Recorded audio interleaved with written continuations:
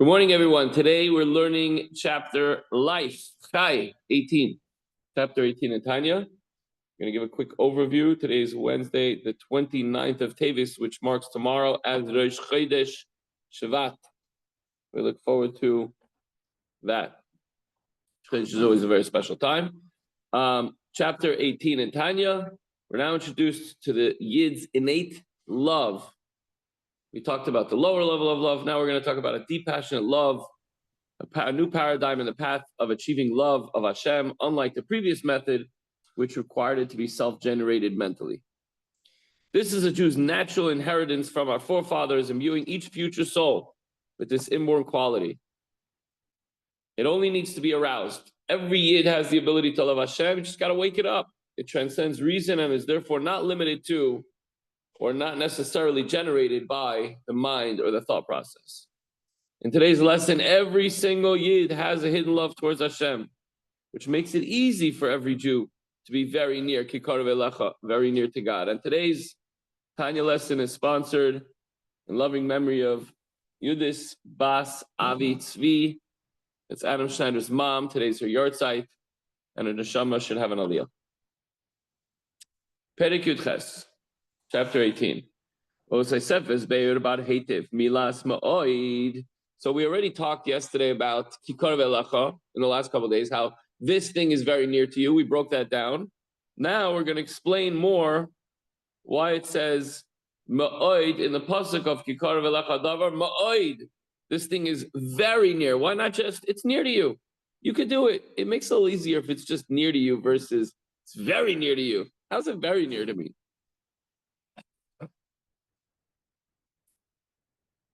The word very indicates that it's extremely simple, that it's very near to you. You could serve Hashem with love.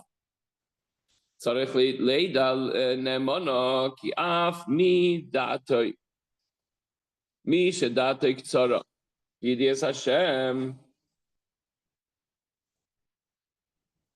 just 1 second.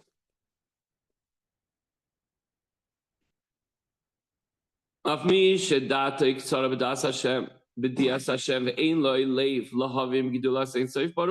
should recognize with certainty that even the person who has a limited, what if we were talking about yesterday, but that you have to set your mind and it's an intellectual approach that controls the heart. What if that's not within my wheelhouse? What if I just, I can't, first of all, I don't have Zitzfleisch. Second of all, I'm not a smart, I just can't apply my brain to this type of thinking. So that what then? Then I'm cut out of this loving Hashem because I can't start thinking how God's great. And it's a little bit beyond me.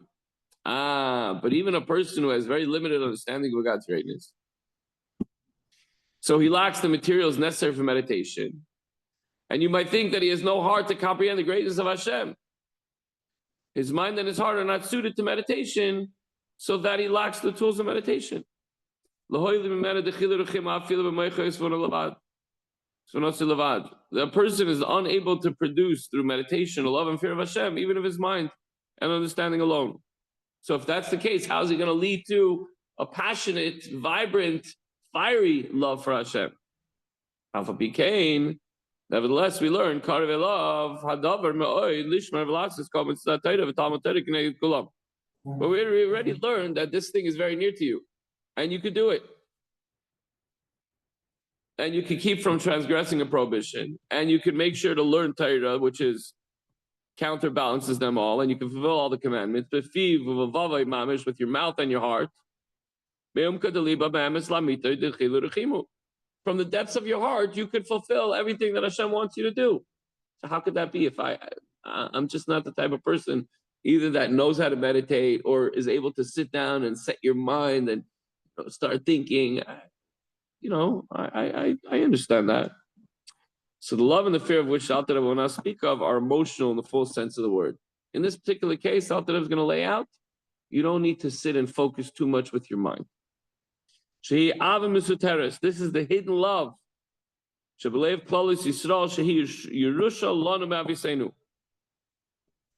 know the DNA that passes from generation to generation? If you're a Kohen, it means your father, grandfather, great-grandfather, all the way up the chain. Till Aaron Kohen was a Kohen. It's just it. So if we love Hashem, it comes all the way from Avram and Sarah, all the way down through 3,000 years, almost 4,000 years. Comes all the way down through the chain of humanity. Father, son, mother, daughter, etc. So since every Yid already possesses this love as an inheritance, he doesn't need to recreate it through meditation. All he has to do is arouse it. It's already there. You know, you go to the that's why they're very you get a heavy fine if you don't put out the fire when you go camping. Right? I don't know, maybe I just made that up. But anyway, how about this? It's very dangerous if you don't put out the fire, because the next day you can come over there and all you have to do is throw in a little tinder and stoke the coals a little bit, and all you have to do is get one little spark and the whole fire ignites once again. So it could be that within our neshama, within our soul, within our heart, we have a little fiery coal that's waiting to be ignited. All we have to do is fan it and feed it. So there's a love of Hashem which seeks a unity with Hashem while still remaining a separate entity, a soul clothed in a body. And there's another kind of love which is a yearning for self-extinction and so forth. It wants to connect to Hashem, it wants to leave the body. So what drive is contained in this love, which is our inheritance? Where does this come from and what's it all about? How did this love become our inheritance? How does one inherit a love? It's like you can inherit money, you can inherit certain features, but how do you inherit a feeling? And how is fear also incorporated in it? It's not just love. So as we previously stated, observance of the prohibitive commandments requires a fear of Hashem. So we have to also incorporate fear. We can't just talk about the love that's latent within our hearts. So the Alter Rebbe explains as follows. The patriarchs were truly the chariots of Hashem. They were completely subservient of God, just like a chariot does not have a will of its own, it's subservient to the rider. So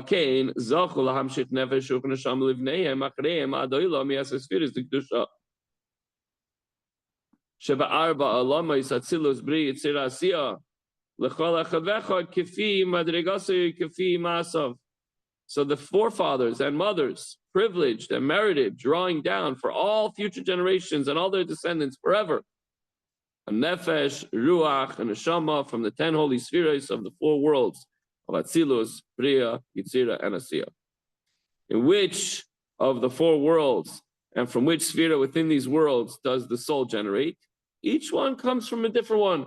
And sometimes you can see which one they come from based on how they act and what drives their actions according to their deeds. Even a simple, unworthy, sinful Jew draws down by their marital union. A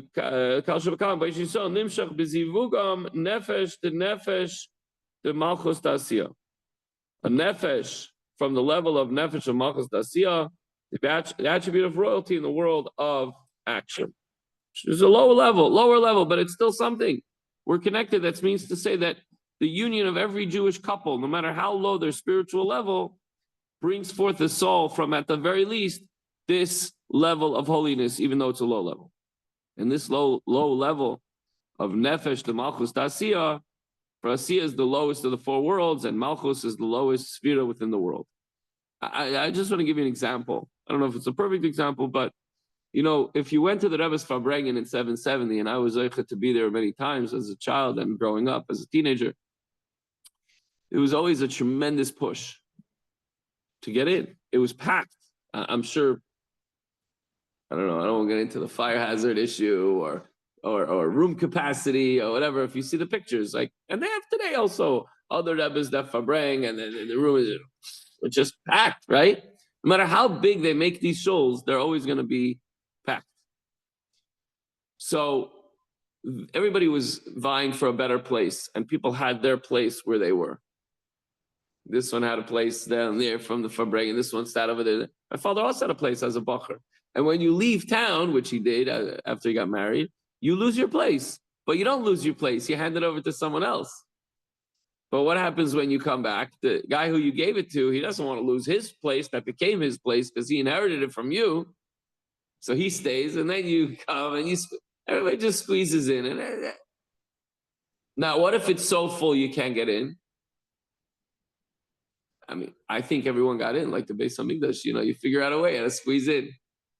But the point is that even if you don't have a good place, if you're in the shul and you're far off to the far corner in the back, you'd rather get a better place, sure, but at least you're in.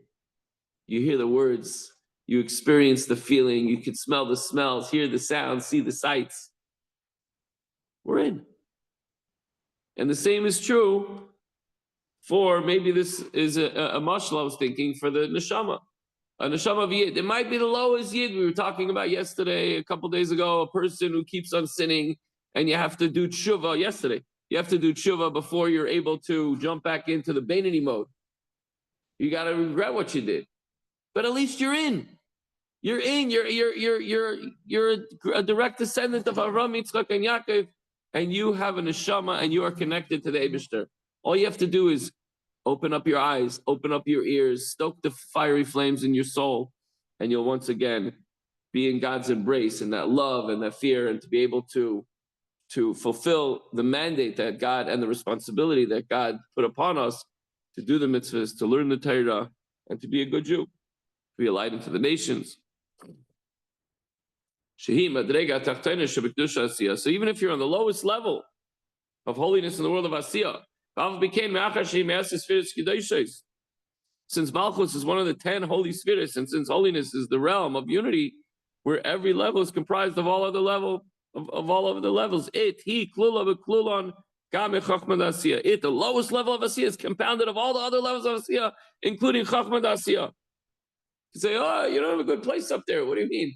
I don't care. Everybody has to pass me. The Rebbe has to walk by me on the way in and the way out. I might have the back corner. I can't see too well. I can't hear too well, but everything has to go through me. Lahavdil. Let's say, I wanted to say this when Steve was here. He stepped out for a second, then he came running back in and he left. He went to the game on Sunday. The Eagles, he drove all the way down to Philly, went to the game. You might have a bad seat. You might be way, way up on top. You can't even see so good. But your team blew out the other team. You're going to the Super Bowl. You were in the building. It doesn't matter how far. You were celebrating inside, outside. Lahavdil. Okay. Yuda, does that work? I like the 770 mashal better. But anyway, you get the point. So the Alter Rebbe explained in chapter 52, the sphere of Malchus Tatzilos clothes itself in and illuminates the world of Asiyah. You know how you get the drip. The godly energy comes down through the chain. And as it goes down, it gets contracted more and more and more. But the energy that comes down went through everything else before it goes to the lowest level. So it has a little bit of everything from the higher worlds. So you might say you have a neshama from the lowest level, but it has everything included. Whereas someone from the level of Atzilus didn't get any energy from the lowest world because it didn't go through there. You see the advantage? It's written, God and his wisdom found in the earth.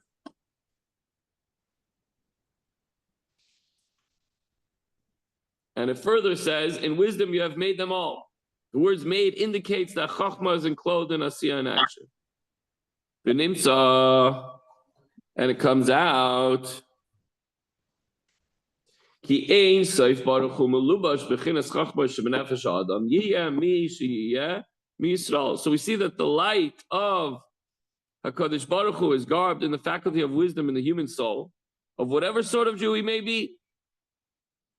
And further in this chapter, later on in chapter 18, the Alter Rebbe explains why it is the faculty of wisdom in the soul that receives the illumination of the eternal light.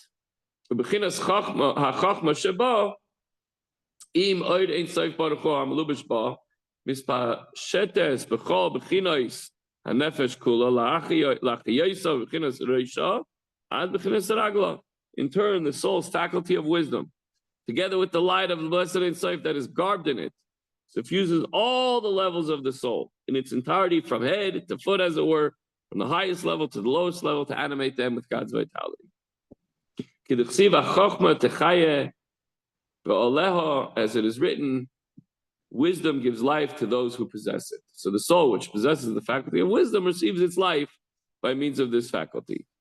And here in parentheses it says, "L'fa'amim mamshichim poishi Yisrael neshames gavoyos ma'od shahayu me'imke haklipos meshkos b'sefer Gilgulim." At times, the sinners of Israel may even bring down for their children the very lofty souls which had been in the depths of the Klippa, as explained in Sefer Gilgulim. There has to be a reincarnation of the souls if they haven't completed their mission. And sometimes you see kids that just grow up and you're like, wow, I can't believe this kid. Sometimes it works the other way too. You have two very special, holy, righteous parents and then the kid. It's all, the Eibishter has a plan.